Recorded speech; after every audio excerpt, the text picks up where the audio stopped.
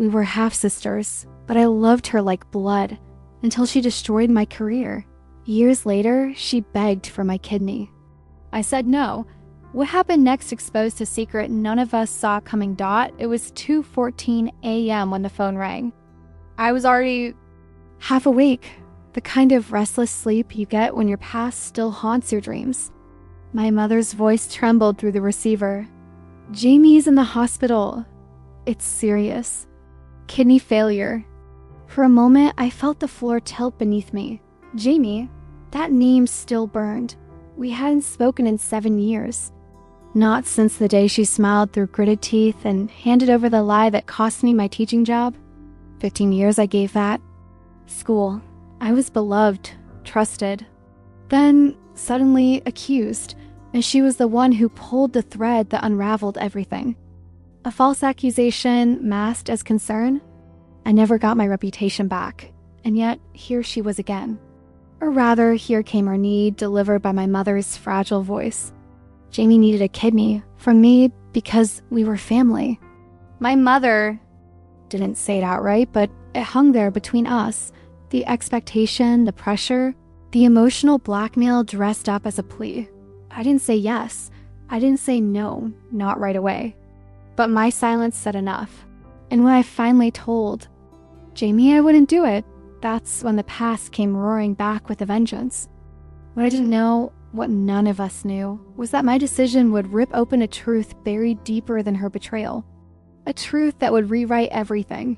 I still remember the weight of the coffee mug in my hand when I walked into the principal's office. Ceramic, warm, a comfort I didn't realize I would need in that moment.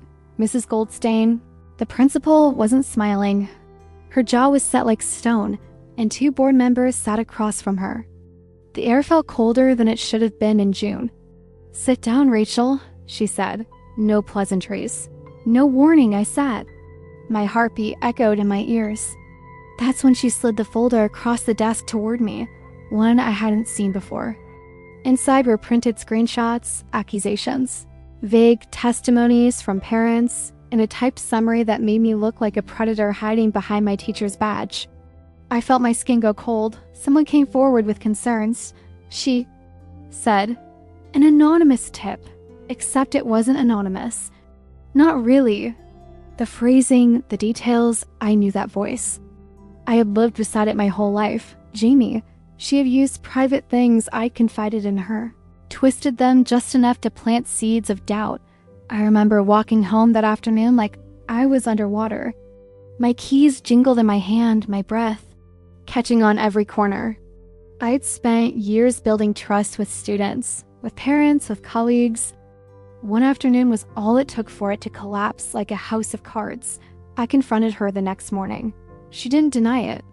In fact, she stood in my kitchen, eating a piece of my banana bread, and had the nerve to say, "I just thought people deserve to know." Know what?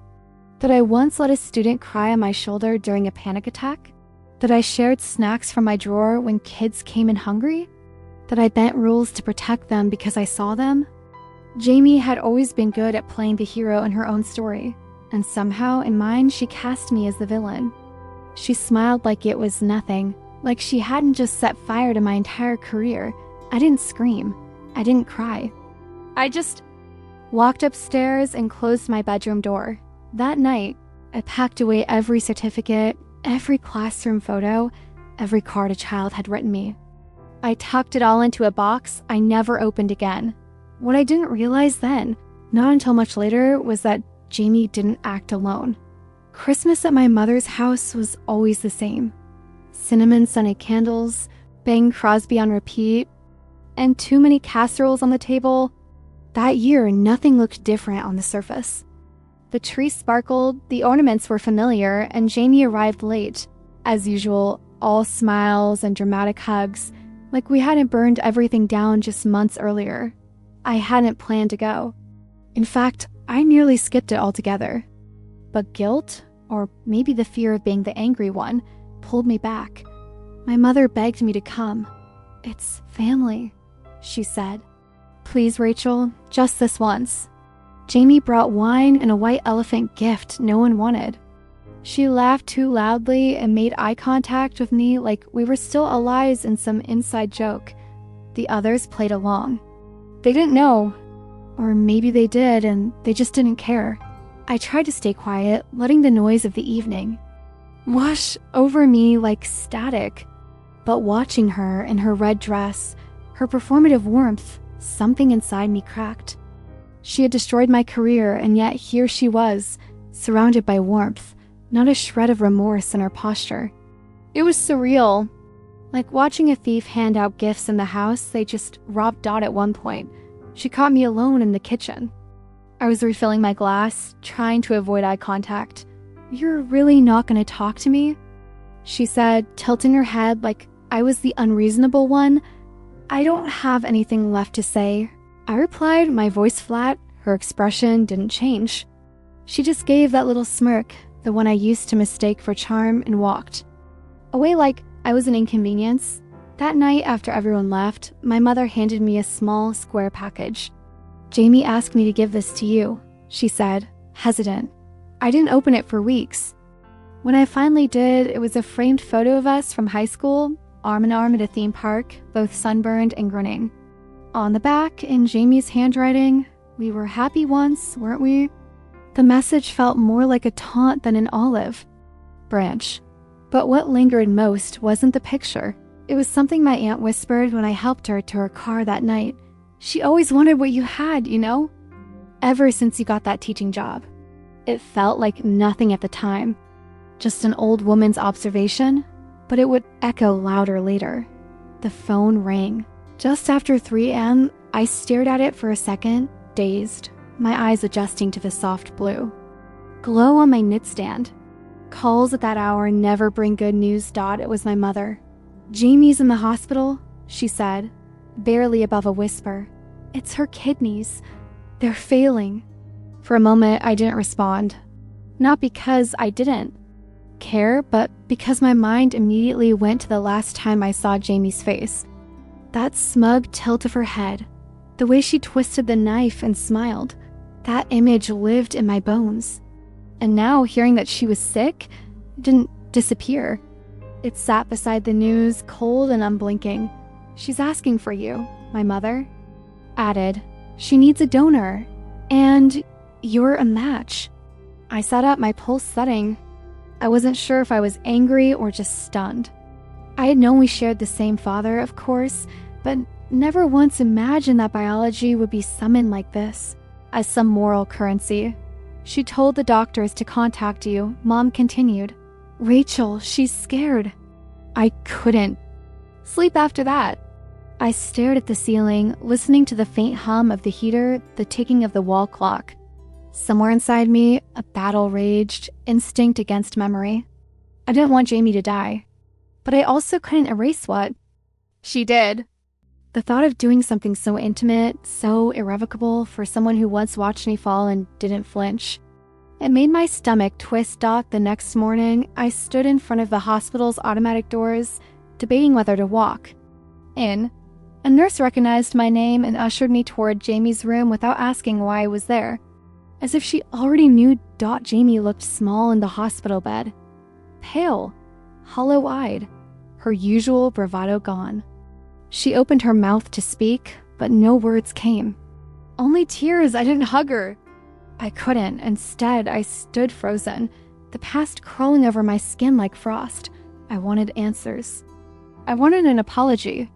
But all she said was, "I don't want to." Die. Her voice cracked on the word, die. And for a moment, I felt something shift. Not forgiveness, not yet, but fear. Because if she died now, I'd never know why she really did it. The hospital room smelled like bleach and something sterile, like fear held too long in the air.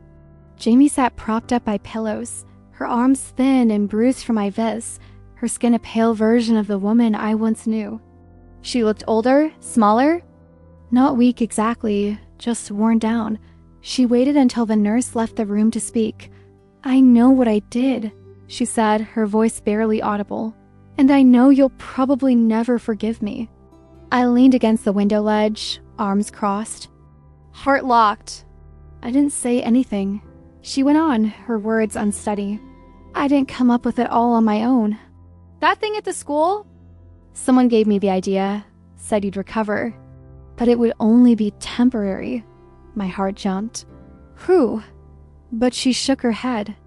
It doesn't matter now. What matters is that I destroy your life, and I hate myself for it. That was the first time I'd seen remorse on her face. Real remorse, not performance. It cracked something in me, but not enough. Then came the words that changed everything. They say you're a match. Her eyes locked onto mine. Please, Rachel. I don't have anyone else. The room felt smaller suddenly. The humming machines, the beep of her vitals, the smell of antiseptic, it all pressed in around me. This wasn't just a medical plea. It was an emotional trap wrapped in apology. I wanted to scream, to ask how she could sit there, asking for a piece of me literally after ripping out the foundation of my life. I wanted to ask where my plea had gone when I begged her to tell the truth all those years ago. When I cried on the living room floor, jobless and humiliated. Instead, I said, you buried me once, Jamie, and now you want to dig inside me. She didn't respond. Just cried. I walked out of the room before I could say something crueler. But as I pressed the elevator button, something nagged at me. She hadn't acted alone. And now, I needed to know who had whispered in her ear. By the time I got home from the hospital, my phone had already started buzzing. Text, voicemails, a missed call from my aunt. Even my cousin, who I hadn't spoken to in 2 years, sent a message. Is it true you won't help Jamie? I didn't answer. I didn't owe anyone an explanation. But that didn't stop the judgments from pouring in. You're her sister, my mother said the next day over coffee, her voice shaking with disbelief and something close to shame. What kind of person lets family suffer like that? The words hit harder than I expected. She didn't ask why I said no.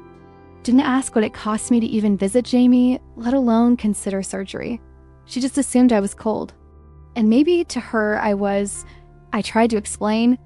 I tried to remind her of the career I'd lost, the nights I cried on her couch, the years I'd spent rebuilding from nothing. She took everything from me, I whispered. And now you want to take her life? She snapped back. What kind of justice is that? It was the first time I realized something painful. My family had rewritten the story in their minds. Over the years, they'd smoothed over Jamie's betrayal like it was a childish mistake, a lapse in judgment. Meanwhile, my pain had calcified into bitterness, something inconvenient they didn't want to look at anymore. I became the problem, Aunt Carol called that evening. Her tone was gentler, but it didn't help. I know she hurt you, honey, but she's dying. This might be your only chance to heal things before it's too late.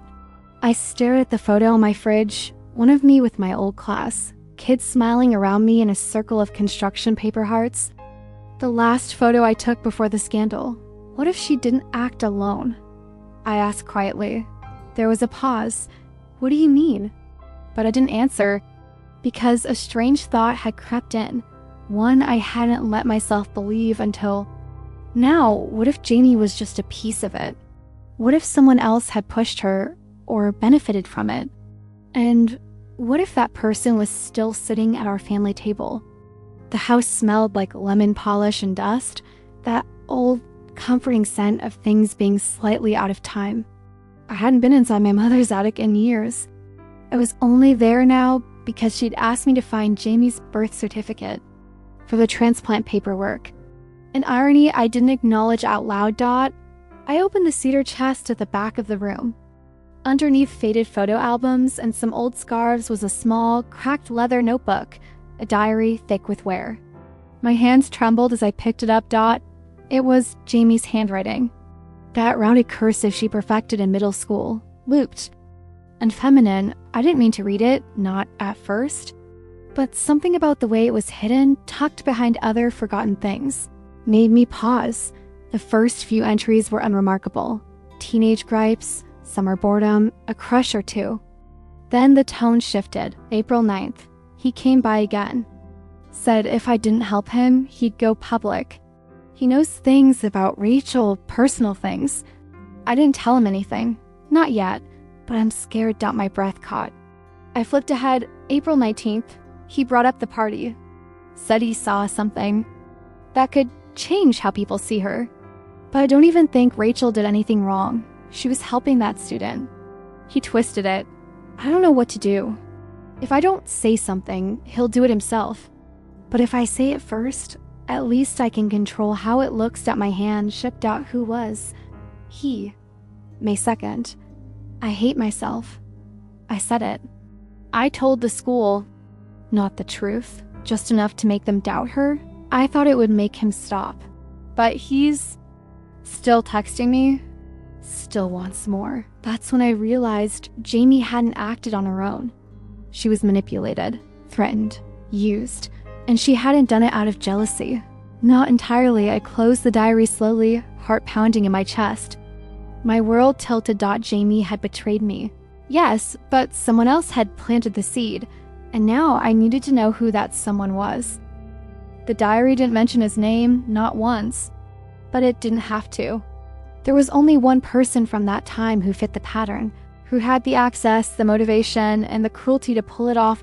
Eric. My ex-boyfriend, the one who used. To say he admired my passion for teaching, but also said things like, "You care too much. It's gonna bite you one day." The same man who had always been vaguely jealous of my connection with students, my long hours, the way I lit. Up talking about the classroom. He'd been a substitute at the school for a few months.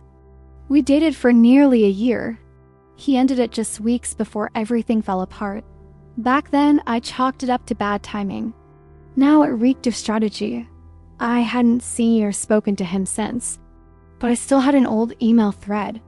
I opened it, my fingers cold against the keyboard. His last message, dated 2 days before Jamie went to the school, had a strange line I'd missed at the time. Some things don't stay buried. Rachel. I'm just saying, people noticed. Had he threatened Jamie with something from my past? The party she mentioned, I remembered it. A student's panic attack. I stayed late to comfort him, called his parents, followed protocol. But in the wrong? Hands with the right spin. It could have looked inappropriate. Vulnerable. Jamie had been protecting herself, or trying to, but she'd chosen to destroy me in the process. And Eric? He just watched it burn. I stared out the window, rage and grief rising together like a tide. He used us both, played us like pieces on a board. That night, I printed out the diary entries and slid them into a folder. If I confronted Jamie again, I wanted her to know I knew. But more than that, I needed to know if there was more. If Eric was still out there holding on to the truth, or burying others beneath new lies. Because this wasn't just about forgiveness anymore. It was about justice. Walked into Jamie's hospital room with the folder pressed flat against my chest. She looked worse than the last time I'd seen her, cheeks sunken, skin almost translucent. The dialysis machine beeped quietly in the background, marking time like a slow, mechanical heartbeat. She smiled when she saw me. Weak, tentative. "I wasn't sure you'd come back," she said. I sat beside the bed, placed the folder on my lap, and said nothing at first. Then I opened it and pulled out the copied diary pages. I watched her eyes scan the handwriting, her mouth tightening with every line. When she looked up at me, she wasn't crying. She just looked empty. "I never wanted to hurt you," she said, but I didn't know how to stop him. He said he'd twist everything, that no one would believe me over him. And I thought if I got ahead of it, I could control the damage. "You didn't control it," I said softly. "You detonated it." She nodded slowly, as if she'd rehearsed that moment for years. I thought I could live with it. I thought I'd apologize someday when it mattered less, but it never stopped mattering. We sat in silence, the kind that weighs more than words. Then she said something that cracked the last wall I'd built around my heart. "He didn't just blackmail me, Rachel. He touched me once. Back when you two were still together." I closed my eyes. Everything in me went still. "That's why I broke," she said. "That's why I told the lie." I couldn't stand what he was holding over both of us. There was no vindication in her voice, no attempt to justify. Only the bleeding honesty of someone who had carried shame for far too long. And in that moment, I saw the girl I once loved like a sister. The one who braided my hair before dances. The one who used to steal my sweaters and leave me apology notes on Post-its. I reached out and took her hand. It felt thin like paper, but warm. "I forgive you," I whispered. Not because it's easy, but because I'm tired of carrying this. She cried then, silently, the way only someone truly broken can cry. Like her tears were trying to apologize for everything her words couldn't. But even in that fragile moment, a question burned in the back of my mind. Who else knew what Eric had done? Jamie passed away 2 weeks later. I sat by her bed the night before, holding her hand as she drifted in and out of sleep, her breaths thin and uneven. She didn't speak much. She just kept squeezing my fingers like she needed to know I was still there. And I was. The day after the funeral, my mother handed me a sealed envelope. "She left this for you," she said. Her voice barely holding Dot, it was handwritten. My name and Jamie's cursive across the front. Inside was a short letter and a folded document. The letter read, "Rachel, if you're reading this, then I'm gone. I hope I made it right before I left, but there's one more truth you deserve to know. One I only discovered recently after a late-night conversation with Mom during a rough dialysis week, you and I. We weren't half-sisters. We were full sisters. Mom had an affair years ago. She never told anyone, not even you. But we have the same father, not just on paper. She confirmed it before I died. You were always my whole sister. I just didn't know how to tell you without it sounding like manipulation. I hope you believe that. I'm sorry for everything. For real this time. Love." Jamie, my hands trembled as I read it again, then again. I unfolded the enclosed paper. A DNA confirmation, done quietly, probably while Jamie was in treatment. We had shared blood all along, not just kidneys. Not just childhoods and holidays and rivalries. All of it. She was mine and I was hers from the beginning. I sat down in the hallway of my mother's house and let the tears come. Not the hot, angry kind I used to cry after the betrayal. These were quieter, heavier. The kind that comes when a puzzle finally locks into place, and the full picture is more tragic than you ever imagined. She had been lost. And so had I, but in the end we had found each other again, even if only for a moment. Sometimes that's all you get. If you've made it this far, it means this story touched you in some way. So don't leave without subscribing. It really helps the channel and keeps me motivated to share more stories like this. And tell me in the comments, where are you watching from? And which part of this story moved you the most?